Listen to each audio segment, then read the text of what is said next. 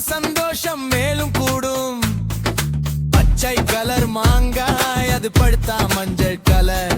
இனிச்சு இனிச்சு சாப்பிட்டா அது இரண்டாவது ராஜாவே. வாழை மரம் குலை குலையாய் அங்கே வாழைப்பழம் தொங்குது. தினமும் ஒண்ணு சாப்பிட்டா உடம்பு திடமா வளரும், பாத்துக்கோ.